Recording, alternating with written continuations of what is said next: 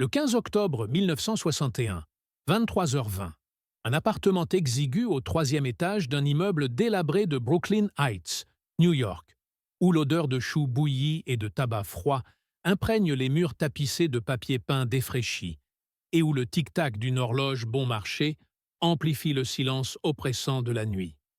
Le téléphone, un modèle rotatif noir posé sur une table bancale près de la cuisine, sonne d'une voix aiguë et insistante, 3 fois, 4 fois, traversant l'air comme un signal d'alarme dans l'obscurité. Dans l'appartement voisin, partageant la même ligne Party Line, ces circuits collectifs des quartiers populaires où les conversations se chevauchent comme des ombres indésirables. Margaret Kowalski, une veuve polonaise de 58 ans aux mains calleuses, d'avoir lavé des tonnes de linge dans les laveries automatiques du coin, soulève son combiné pour appeler sa sœur à Queens, ses doigts tremblants effleurant le cadran, mais au lieu du bip rassurant, elle n'entend qu'un murmure haché, des mots en anglais, teintés d'un accent slave épais, des phrases codées qui glissent comme du verglas sur une route verglacée.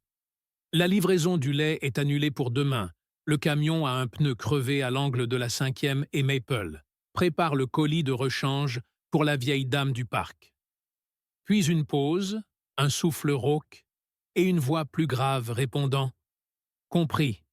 Le corbeau a vu l'ombre.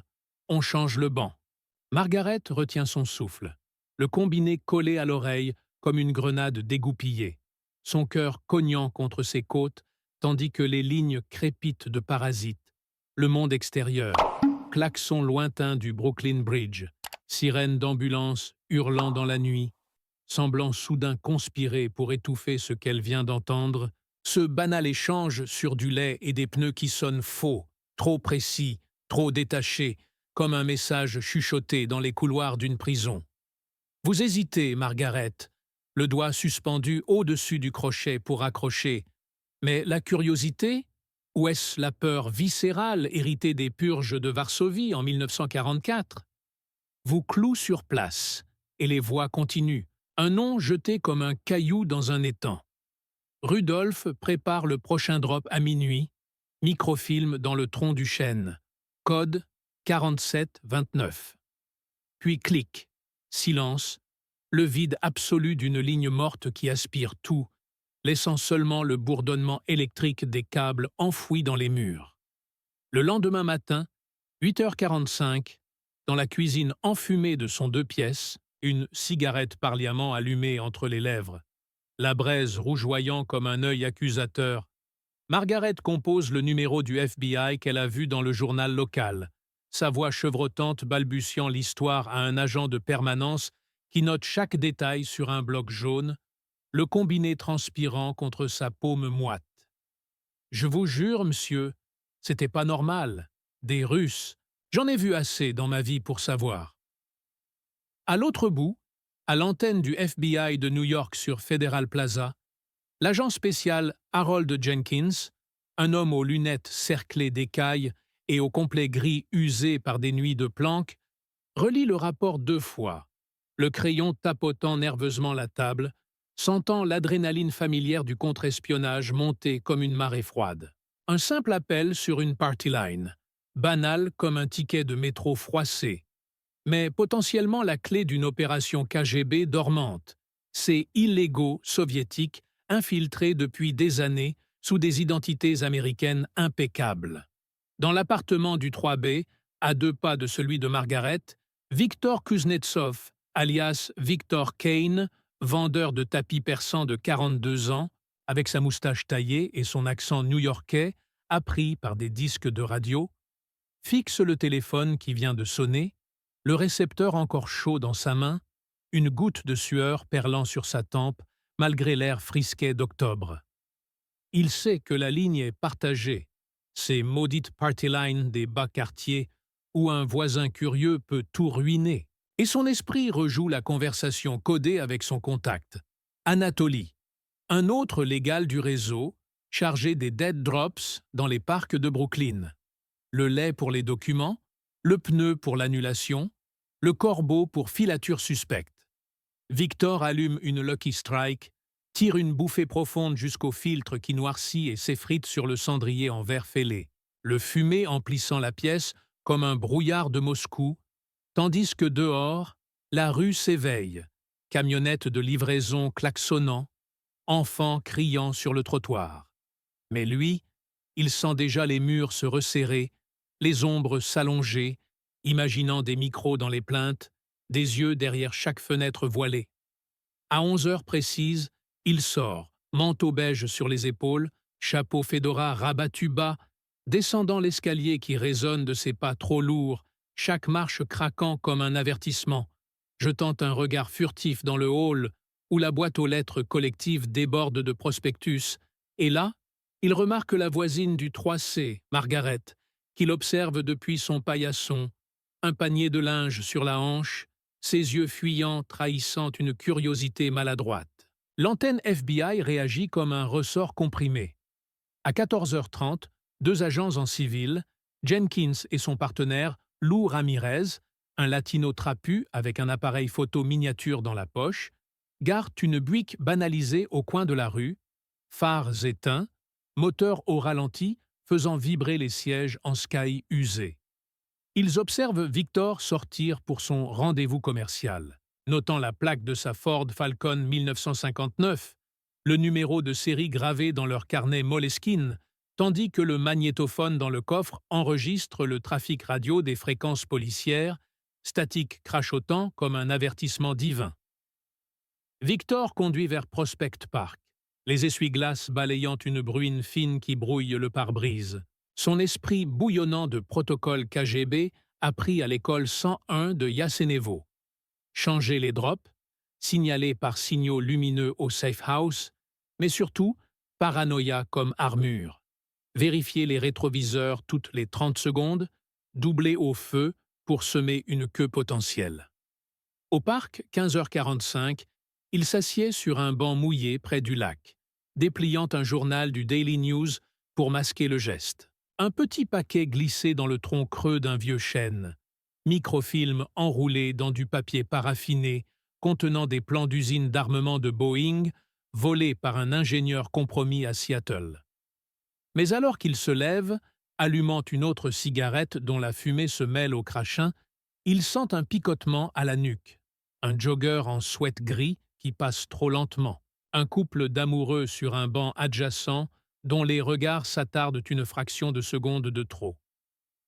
De retour à Federal Plaza, 18h20, sous les néons fluorescents qui bourdonnent comme des guêpes enragées dans la salle des opérations, Jenkins visionne les premières photos granuleuses prises au téléobjectif depuis la Buick.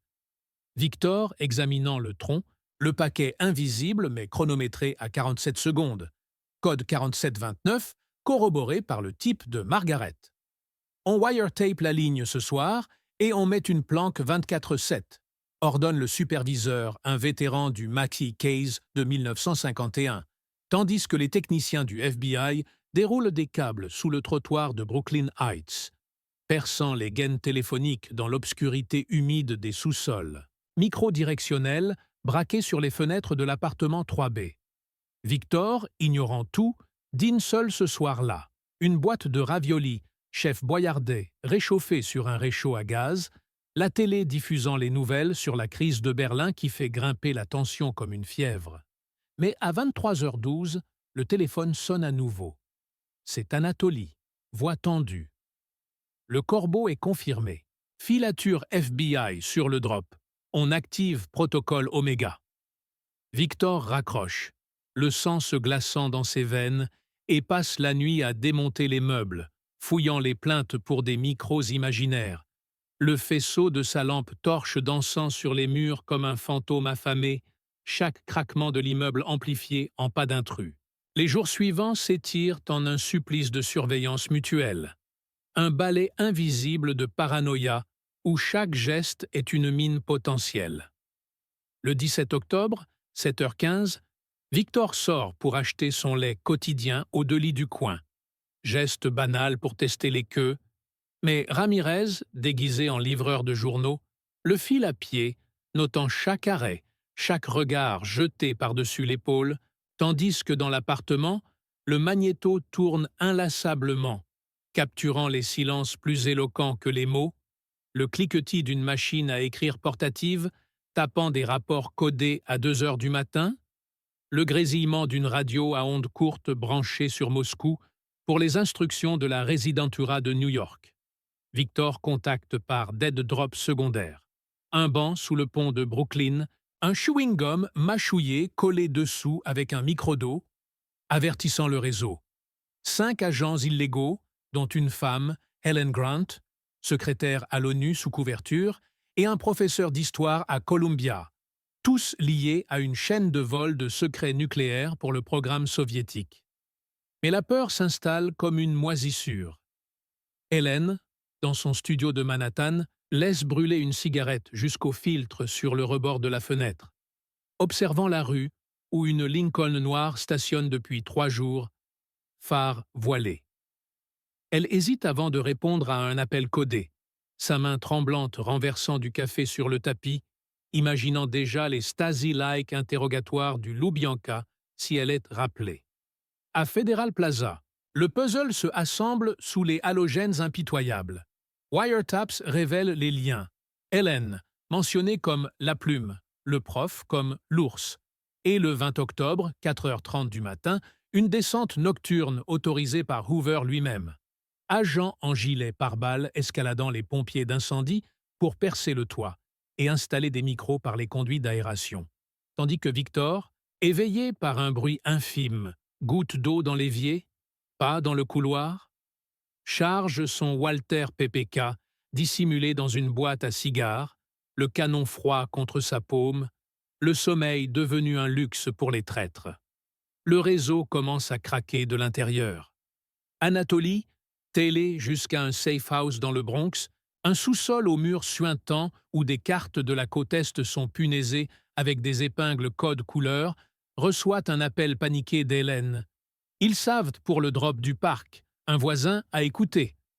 Et dans la panique, il oublie le protocole, mentionnant un nom réel. Contacte Yuri à l'ambassade, il a les passeports. Le grésillement du wiretap capte tout, statique comme le rire du destin, et Jenkins, les yeux cernés par 72 heures sans sommeil, trace les connexions sur un tableau noir. Du simple appel de Margaret au cœur d'un réseau KGB dormant depuis 1957, exfiltrant des blueprints de missiles Polaris via des diplomates soviétiques. La paranoïa culmine le 23 octobre, sous un ciel plombé de nuages bas, Victor marchant dans les allées de Prospect Park à l'aube, 6h12, où les feuilles mortes crissent sous ses semelles comme des avertissements chuchotés, vérifiant 10 fois le nouveau drop. Une bouteille de soda enterrée près d'un buisson. Mais sentant le poids d'yeux invisibles.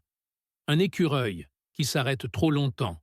Un jogger avec un chien dont le collier reflète un éclat métallique suspect. Il rentre, allume la radio pour couvrir ses murmures à lui-même. Il ferme le filet, Oméga maintenant. Mais le bourdonnement des néons du hall d'entrée semble amplifier ses pas, et Margaret, derrière sa porte entrebâillée, l'aperçoit, son appel anonyme devenu une sentence. Hélène, de son côté, rate un rendez-vous. À 14 heures, dans un supermarché de Midtown, panier garni de conserves anodines, elle glisse un message codé sous une étagère de boîte de thon, mais une caissière, contacteuse du FBI sous couverture, note le geste, le chronomètre et alerte la planque mobile. La nuit du 25 octobre, 1h47, les téléphones du réseau sonnent en cascade. Ordre de Moscou via radio pirate. Exfiltration immédiate. Sous-marins en attente au large de Cap Cod. Mais trop tard. Les rues de Brooklyn grouillent d'ombres en imperméables. Fourgons FBI bloquant les issues. L'arrestation de Victor frappe comme un couperet silencieux. 3h22, le 26 octobre. Porte défoncée par le bélier. Éclats de bois volant dans l'air vicié. Agents hurlant « FBI ! Mains en l'air !» Victor plaqué au sol, visage contre le lino froid collant de crasse, menottes mordant ses poignets, tandis que le Walter est saisi dans sa cache. Microfilm découvert cousu dans l'ourlet de son pardessus. Hélène est prise à l'aube dans son studio, encore en chemise de nuit, les yeux écarquillés sur les projecteurs qui percent les rideaux, son cri étouffé par une main gantée. Le professeur, en plein cours à Columbia, voit deux hommes en costume gris entrer dans l'amphithéâtre, le monde s'effondrant en un murmure de chaises raclant le sol. Dans la salle d'interrogatoire du sous-sol de Federal Plaza, mur gris béton insonorisé, où une ampoule unique oscille comme un pendule de l'enfer. Victor est assis face à Jenkins, 17 heures sans eau, cigarette refusée, le silence s'étirant jusqu'à l'insupportable. Tic-tac d'une montre, goutte à goutte d'un lavabo lointain, jusqu'à ce qu'il craque. C'était un appel banal. Une party line maudite. Le réseau s'étend à Boston. Des ingénieurs de MIT. Les aveux coulent comme du pu. Non, drop, safe house. La toile KGB se dévidant sous la pression psychologique implacable. Miroirs sans teint où d'autres agents observent. Notes griffonnées à la hâte. Margaret, témoin clé, est emmenée pour déposition. Son appartement sans dessus-dessous par les techniciens, micro arraché des plaintes, son panier de linge éparpillé comme des entrailles. Elle tremble dans la salle aux murs nus, réalisant que son geste banal a démantelé une opération qui aurait pu changer la balance nucléaire. Mais le regard hanté de Victor, à travers la vitre d'observation, la hante. Vous avez tout entendu, n'est-ce pas? Le lait, les pneus. Les familles sont touchées en ricochet. Épouse de Victor, une cover story innocente, interrogée jusqu'à l'aube, enfant enlevé à l'école sous protection fédérale. Et le réseau s'effondre en domino. Yuri à l'ambassade, rappelé à Moscou par avion spécial. Anatoly, exfiltré de justesse via un cargo grec à Staten Island, mais laissant derrière lui des micros-d'eau non récupérés, découverts par des chiens renifleurs dans un entrepôt du port. Les semaines s'étirent en aftermath suffocant. Victor en isolation à Sing Sing, fixant le plafond où les ombres dansent comme des silhouettes de filature ratées, regrettant chaque bouffée de cigarette brûlée jusqu'au filtre, chaque pause avant de parler au téléphone. Hélène, brisée, murmure des noms de code dans son sommeil sous sédatif. Le poids du moral compromise, trahison pour la patrie, mais culpabilité pour les secrets volés qui pourraient armer des missiles pointés sur New York. Le bourdonnement des wiretaps s'éteint enfin, mais le silence qui suit est pire. Un vide où chaque tic-tac d'horloge rappelle que la guerre froide n'oublie rien. Que le banal, un appel partagé, une ligne qui grésille, suffit à fissurer l'empire des ombres. Et dehors, à Brooklyn Heights, les lumières des appartements clignotent comme des signaux codés non décryptés, attendant le prochain corbeau. Des années plus tard, dans un dîner au néon fatigué de Queens, un fantôme ressurgit. Victor, blanchi par les audiences secrètes, réhabilité sous un nom d'emprunt, Ivan Kowalski, mécano de taxi jaune, sirote un café amer qui goûte le regret rance, ses mains calleuses tachées d'huile de moteur, masquant les cicatrices de menottes. La guerre froide s'est muée en archives poussiéreuses au National Archives, mais les ombres persistent. Un appel anonyme sur une cabine publique, grésillant comme un vieux magnétophone. Le lait coule encore, Victor. Les pneus crissent. Il se fige, le cœur cognant comme un code morse défaillant, et dehors la pluie fouette l'asphalte, effaçant les plaques d'immatriculation des passants. Handler? Tile? Ou juste des âmes perdues dans le flux new-yorkais? Margaret, veuve anonyme dans une banlieue du New Jersey, trie des polaroids jaunis, son panier de linge reconstruit, mais les micro-fantômes bourdonnent encore dans ses rêves, où Hélène lui chuchote des formules cryptées, missiles ensommeillés, pointés sur des cibles oubliées.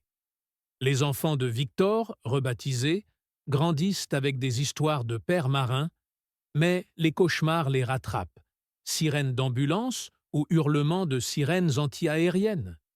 Yuri, rapatrié, pourri dans une datcha gelée près de la Volga, décoré en façade pour loyauté exemplaire. Mais ses yeux creusés scrutent les corbeaux réels, perchés sur les lignes électriques. Plumes noires, comme des micros-dos non lus. Anatoly, le survivant rusé, refait surface à Brighton Beach sous cape de caviar Mercier, vendant des matriochkas creuses aux touristes. Mais une gamine aux couettes russes, nièce ou taupe, glisse un papier froissé. Safe House 47, minuit. Le réseau renaît. Les dominos s'inversent. Un nouveau corbeau picore les restes. Un banquier de Wall Street flirtant avec des oligarques post-soviétiques. Lignes téléphoniques numériques piratées par des algorithmes froids, drop dans des clouds invisibles. Hélène, sortie de l'asile sous Médoc, tape à la machine une confession inachevée. J'ai trahi pour les miens, mais les miens pointent sur vos tours. Le tic-tac reprend, horloges atomiques synchronisées sur des sous-marins fantômes sous l'Hudson, et à Brooklyn Heights, les mêmes lumières clignotent, signaux éternels dans la nuit, où le banal, un latte partagé, un swipe sur Tinder, tisse la prochaine toile, impitoyable, KGB ou CIA, peu importe. L'empire des ombres n'oublie jamais, il mute, attend le prochain grésillement. Victor, ombre dans le métro A, serre un billet froissé. Dead drop ou ticket banal, tandis que les rames grincent comme des ongles sur une ardoise cryptée. À l'étage, un sans-abri marmonne des fréquences radio. Oméga, Oméga, et ses yeux vitreux croisent ceux de Victor. Un reflet de Lubyanka ou simple ivrogne. Le train freine, porte s'ouvre sur un flot de col blanc, laptop bourré de VPN fuyants, mais un parfum de borscht flotte, traître, émanant d'une valise samsonite éraflée. Hélène, reléguée dans un studio de Queens, noie ses pilules dans du thé noir, page jaunie de son manuscrit éparpillé. Les torpilles dormaient sous Manhattan, prêtes à danser la valse des abysses.